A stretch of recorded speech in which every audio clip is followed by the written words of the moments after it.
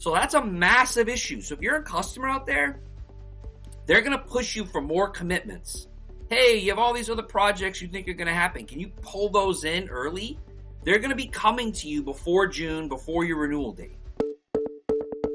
Welcome to Insights for IT Negotiations, a podcast by UpperEdge, a leading IT sourcing, negotiation, and project execution advisory firm. I'm John Belden, UpperEdge's Chief Research and Strategy Officer. And I'm Kylie Chisholm, UpperEdge's Marketing Manager. Join us every other week as we share insights to help you maximize the value of your key IT relationships. In each episode, we'll delve into the topics that matter most to IT decision makers and sourcing professionals. Hello, everyone, and welcome back to another episode of Insights for IT Negotiations. This time, I am joined by Adam Mansfield, who is our Microsoft, ServiceNow, and Salesforce Practice Leader. Adam, thanks for joining me on the podcast. Absolutely. It'll be nice. You know, we're going to have John on this time, so I may have a little bit more time to say some things. But no, definitely looking forward to do more of these with you, Kylie. So There's a lot to always talk about. Yeah, for sure. That's a good reminder. I should introduce myself. I'm Kylie. I'm the Content Marketing Manager at UpperEdge. For those of you that have been listening, I'll do episodes with John. We wanted to bring Adam on. You're a huge voice in your vendors' areas.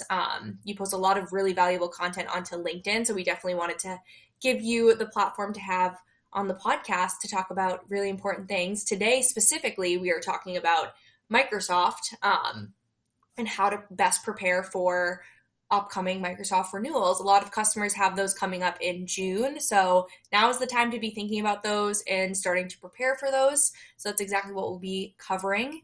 To give our listeners a little lay of the land before we get into it, we'll be covering what to expect from Microsoft leading up to your renewals, what we are seeing from Microsoft right now. I know they just recently had earnings calls that we'll dive into a little bit. And then what customers need to be doing to prepare for those renewals. So with that, we'll jump right into what we can expect. Like I said, I know you and I have talked a bit about Microsoft's recent earnings calls. What were some of the key takeaways from the call for customers? Yeah, no. Look, first of all, for everyone out there who's listening, and if you're a Microsoft customer, the way I would look at this is you may have a renewal, to Kylie's point, in June. That's Microsoft's year end. Many of you, if that's the case, have already started and hopefully have already started. You can always, kind of pick it up, I guess, at a certain pace if needed. But the bigger context, if you think about the earnings call and you think about what's going on with Microsoft, it's really about, yes, renewals matter. Mm-hmm. But the truth is Microsoft's going to go full throttle to try to get you to do things before the renewal. Mm-hmm. So listening to the earnings call, look, I put content out there. You can see snapshots of their earnings and how they performed. I'm not going to spend a lot of time on that. They performed well overall. What I will tell you is that their forecasted revenue for Q3, which closes at the end of March, wasn't necessarily where the market wanted it. The analyst community kind of pushed back a little bit on that, like expecting a little bit more than what they forecasted. I'm not too concerned about that, and I don't think they are either. But there are some things that they said which are critically important and tells. First, let's talk about Azure.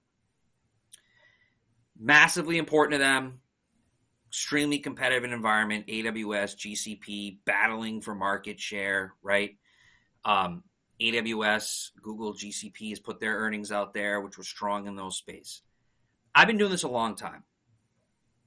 Satya very rarely, the CEO, he very rarely talks negatively.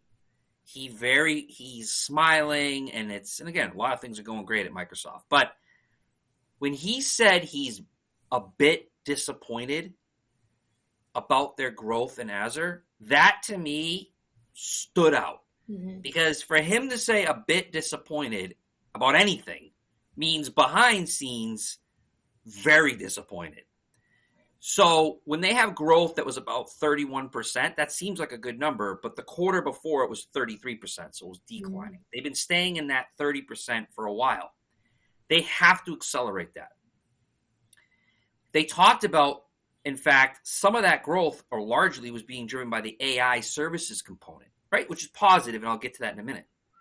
But the kind of not old school, but the kind of hosting, moving workloads, SAP and others, they talked about that's not where it needs to be. They're getting less projects, less compute, consume. So that's a massive issue. So if you're a customer out there, they're going to push you for more commitments. Hey, you have all these other projects you think are going to happen. Can you pull those in early? They're going to be coming to you before June, before your renewal date. The other thing, I mentioned AI. Mm-hmm. So the big thing, buzzword, Copilot, right? So Microsoft 365, Copilot for Microsoft 365, depending on who you talk to. But it's really simple. It's their AI offering that came out not that long ago. They've tried to get a lot of adoption. They're still trying to figure this out. And it's very clear as part of the earnings call that that's still the case. They didn't give a lot of customer wins. They're not reporting the revenue, which I don't expect them to Copilot. They talked about they are getting some adoption. The deals we're working on, this is not an adoption path of we have 1,000, 10,000, 100,000 users and they're all going to get Copilot added on. No. This is like we'll taste it, 20 users, 50 users. So that's what I think is going on large scale, which is why they're not really talking about the numbers. But on Copilot, going back to the theme, Kylie, that I was talking about a minute ago, there's another tell in what they were talking about. They shifted the conversation very quickly to giving assurances to the market not to worry about smaller immediate adoptions. Don't worry that we aren't able as easily as we thought to get 1,000 users at the customer to all have Copilot. Mm-hmm. Don't worry about it because here's what we're going to do, market, which is going to increase our customers' spend in term. Here's what we're going to do. We're going to get in.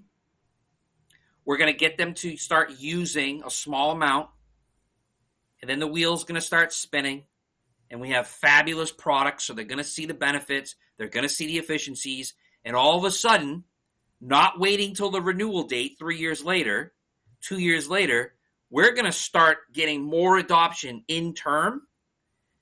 And then we're going to grow the spend profile of that customer, which you guys should like, market investors, because that's how we're going to do things. Mm-hmm. That is the classic flywheel effect.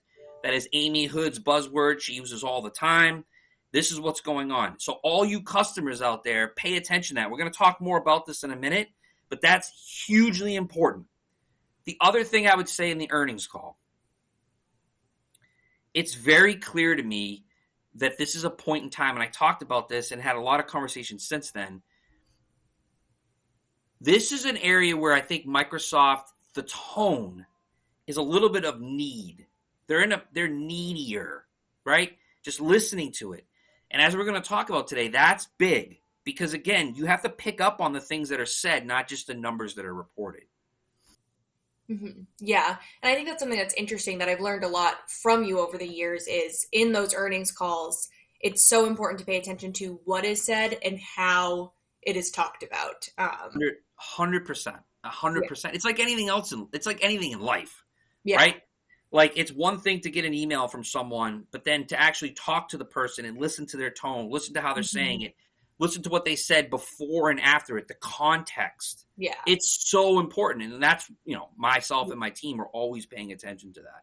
So I guess moving into what we are seeing from Microsoft right now, sort of in the aftermath of that earnings call, are there any themes or takeaways from your client engagements that you think highlight what we are seeing right now and where their focus lies? Yeah, so that's a great pickup to what I was saying, right? I think for me, there's a couple things. The deals that have just got closed, say in December, or we're already working, everything I just talked about. On top of this, there's a lot of customers out there who still haven't moved to Microsoft 365 E5. Mm-hmm. They just haven't. There's a lot of customers out there that are really still pushing back. Like, I get it. I see what you're trying to do. You're going to increase the E3 price. You're going to try to close the gap between the cost profile versus selling us on value. I understand your tactics, but customers are pushing back. Now, that's not to say we haven't done E5 deals or new E5 deals or customers that already did, of course. But if I go back to that earnings call, they didn't spend a lot of time on the numbers tied to E5 growth either. They just said good momentum, like whatever that means. So That is massive. And what that means is customers, if you're E3, and I don't care if you've just determined, whoa, we're not doing E5. All I'm telling you is how you stagecraft and set that up is going to be critically important, because trust me when I tell you, Microsoft is building the proposals, getting that train going to push you to E5. Yeah. Arm yourself and prepare yourself. The other thing I talked about, Copilot, the thing I'll talk a little bit more on that, Microsoft, they didn't really talk about it too much publicly, but originally they had a 300 user count minimum, $30 per user, and they held strong. It's incredibly valuable. Why wouldn't you do 300 users? And as I mentioned before, there's pushback. So why am I saying that? A lot of the deals we're in, customers don't have to do 300. And if you can give them anything, remember what I said before, don't just give it to them. And what I mean by that is there's massive value. So make sure the underlying E3 price is set up right. Push on Microsoft. Push on them. By the way, push on Salesforce too. That's for another day. But push on Microsoft. Make sure that the underlying E3, E5, whatever the Copilot's going on top of, don't let them just sit in a proposal on Copilot. I need to see both. The other thing I will tell you, and we're seeing this right now, goes back to what I said. If you're a customer that has started to taste 30, 50, 100, whatever it may be, and you're good where you are, they're going to try, as part of your renewal or pulling it early, they're going to try to get some growth. Because any growth plays to the story that Satya and Amy are talking about. So leverage that appropriately. Make sure you have the right pricing, transparency, protections. We'll talk about that later, but that's a theme. And then the Azure part, huge. They've always been aggressive to try to get you to move to a monetary commit. They've definitely been aggressive to push in as much as possible. Don't just give that to them either, right? Don't. But they're coming with it. They're forcing that behavior to keep out competitors as well. Lastly, I want to talk unified support. That's an area that falls under the services revenue stream, which is actually declining about 1%. They've been struggling in that area. Here's the thing that's going on. I talked about needy. There's a lot of customers we're working with that are considering and actually doing it, moving off of unified support. They don't like the cost profile, percentage of net spending. It doesn't align to value. It's too expensive. There's third-party options out there. So why am I telling you this? Microsoft is pushing to get commitments on unified support. Pull it in, 3-year deals, keep you locked in. Be prepared for that. Okay, be prepared for that.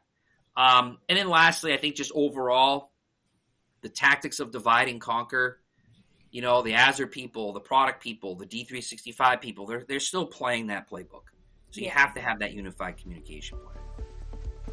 Did you know that UpperEdge offers subscription advisory services? This on-demand solution provides essential benchmarks and market insights specific to your business needs precisely when you need it, empowering you and your team to make informed decisions for your IT initiatives. Position your team for success. Reach out today via the link in the show notes to learn more. Let me know if I'm steering us completely into left field, but is any of this impacted by what we're seeing with SaaS vendors shifting to that more consumption-based licensing model? And if it's not, do you think that it could be in the future? Yeah, so it's a good point. So here's what I would say on that, and I know you and I are working on a piece of content tied to this, and I've put some things out there. So here's what I'll say for this call. Number one, it does all tie together.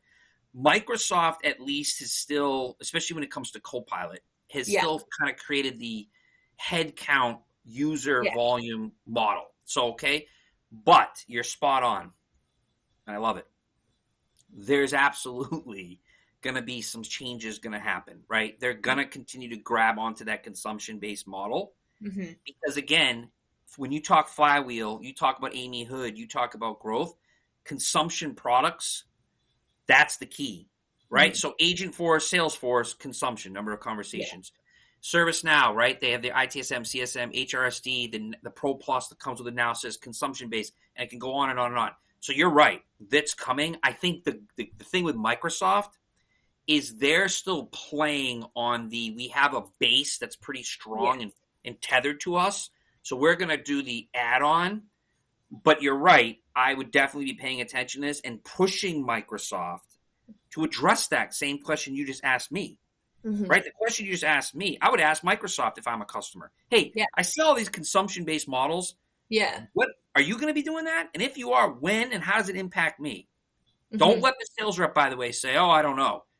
They know. They may not know definitively, but trust me, that's being talked about internally. Totally. Yeah. I was curious because I know Microsoft is a bit of a different beast compared to Salesforce and ServiceNow in the market, but they're still impacted by the market. So I was curious how that would play out.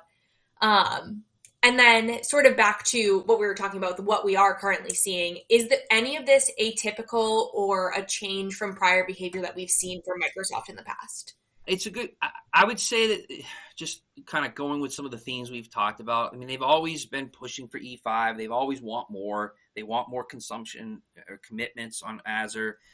But the thing I think has changed maybe over the last 6 months is that whole thing around not being able to push volumes that they want out of the gate. Not being able to say, hey, we're Microsoft. Why aren't you doing this? They're getting a lot more pushback on, you need to show me the value. I'm not just jumping in. I'm not just doing 10,000 Copilots of $30 per user per month, even if you give me a discount. I'm not doing that. So the behavior of maybe being a little more accommodating, because again, they're needy in that sense, I think is starting to change. With all that being said, it's still Microsoft. So if you don't orchestrate this the right way across everything you have with them, they can make up for in other areas. Yeah. Right. So an example would be maybe you were able to discount your Copilot price. Great. Hopefully you got the right one. But if you didn't get future price protections, if you didn't get discounting on your underlying E3, if you didn't get the unified support tightened up because it's a percentage of that net spend, they're going to figure it out. Yeah. Right. So I think behaviorally, there's maybe a little more accommodating, but the overall approach, they're still being Microsoft. And that leads nicely into our next section of what do customers need to do? So what are some of the actions that Microsoft customers need to be taking right now? Yeah. I mean, listen,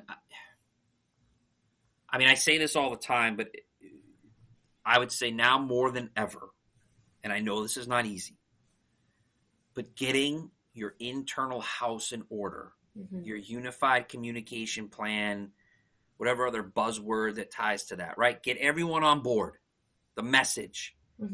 Get that message delivered to Microsoft as early in the process as possible, right? So I don't care if your renewal's 2 years from now. The point is you need to have these touch points at senior level interactions and say, look, I know where it's coming. I know what you're going to try to do. I get it. And I may be interested. But here are the 5 things you need to do for me to actually give you that potential business. Yeah. You need to schedule workshops that actually show the value that my company is going to get, not that fluffy PowerPoint presentation that means nothing to me. If you want me to start tasting Copilot, do not put proposals in front of me that has user volumes that are ridiculous, because that does 2 things. 1, it shows your hand. All you care about is the upfront revenue. Number 2, you're not a true partner because you should know my company. There's no way Sally, Bob, and Jimmy on the shop floor need Copilot right now. So stop with your games. But if you approach me the right way, here's some that we want you to start using. We're not going to give you a $30 price for that. We can accommodate it. Here's some future transparency. If you start approaching me the right way, let's talk. Get ahead of an understanding to Microsoft that this, again, and unfortunately this is the case, do not treat me in a siloed way. I've seen your website. I've seen your decks, your PowerPoints, the footers on your emails. One Microsoft, because you guys, that's your pitch. You have all this product, and it all integrates nicely, so you should use as much as Microsoft as possible. Great. Why are you treating it siloed when it comes to sales activities? Why do you keep it so siloed?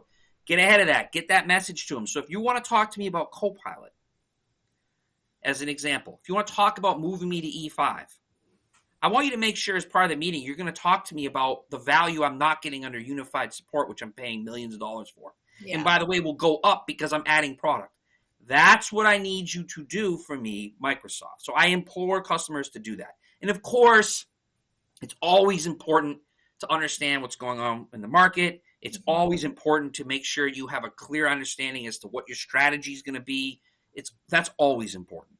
Yeah. And like you said, at the end of the day, Microsoft needs you. And that is powerful leverage. Look, and I've been known to be a little dramatic at times, but what I would tell you is there is truth to what I'm saying, right? At the end of the day, though, it still is Microsoft. So you're not going to be able to take your ball and go home completely, right, for most customers. But with that being said, I've been doing this a long time. Any element of need, if you prepare yourself the right way, can be advantageous for you. And then are there particular terms or conditions that customers, in customers' Microsoft agreements that they need to be really focused on during their negotiations? Good question.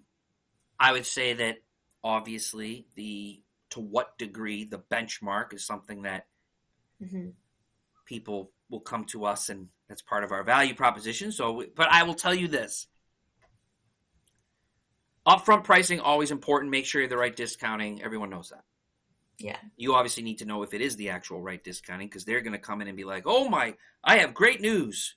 You won't believe this discount I got if you're willing to move to E5. You won't believe the discount I got for you to convert over to Fabric or Sentinel or these other products that they want. You won't believe this. Brace yourself.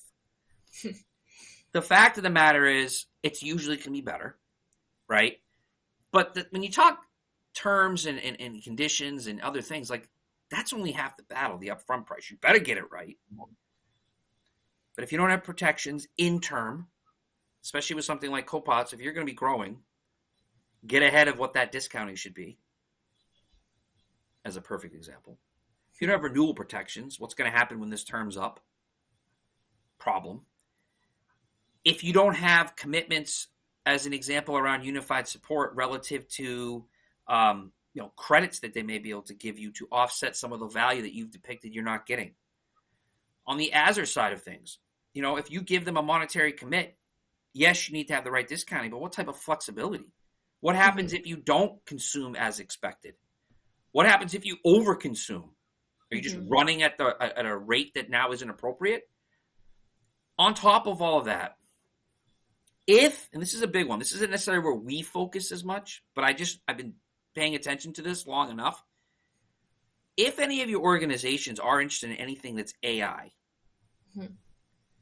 security, legal, these people have to be involved too. Because typically, even though we're not a law firm, there's going to be pushback, legal redlining, legal discussions that have to happen. Yeah. So if you're not thinking about that in a context of here's all the things I need, commercial but legal too, and you don't operate that the right way and don't know what the best they can do on a legal, which we have benchmarks for, but if legal isn't involved, that's going to be a problem. So it's not necessarily a term and condition necessarily where we play, but we have line of sight and work with law firms of our customers or inside counsel. Those are critically, data protection, those are critically important right now. And like you said, I guess, not like you said, you just brought up something that we don't necessarily help with, but most of that stuff we do help with at UpperEdge. So it's like anything else, but for context, and many of you may already know this, like obviously I've been here since day one at UpperEdge, right? I'm part of the management team. There's elements of legal that we get involved in, more of a support. My only point is I just have seen it enough times where we're working this negotiation and they have a phenomenal deal. Yeah. And then it's like, oh, legal wants to talk about data protection. I'm like, okay, well, I mean, that's a little late in the game. Let's get this going. I think it's just important to really nowadays, especially with AI, it's got to be part of your process. And I'm sure, and I know John's talked about this, and I know I've talked about it with him in the past too. So, yeah. No, that's a really good point to bring up. And I'll definitely make sure to link our Microsoft advisory services below, so that way they can see exactly what you and your team do and how we can help, and how they can get in contact with us, as well as some other content. We have a lot of different styles of content that cover this subject matter, so that people can start doing some reading on it, because they should be thinking about their renewals right now and listening Yeah, first watching, then going to the other. We try content. to be there in all mediums for people. Yeah, exactly. We're user friendly. But thank you, Adam, so much for joining me. This was a super helpful episode. I hope that our listeners found it helpful. I know that they will. In my biased opinion, I know how good we are at what we do. So definitely reach out to us if you have any further questions. And we will be doing more episodes in the future. Like I said, Adam also covers Salesforce and ServiceNow. So stay tuned for episodes on those vendors because they're up to stuff too. And yeah, we'll see you guys in the next episode. Awesome. Thanks, Kylie. Thank you for listening to Insights for IT Negotiations. This episode was hosted by John Belden and Kylie Chisholm and produced by Mike Brown. Be sure to subscribe to the show wherever you listen to podcasts so you never miss a new episode. For more information on IT sourcing and risk management strategies, visit UpperEdge.com and subscribe to our monthly UpperEdge newsletter. Thank you for listening.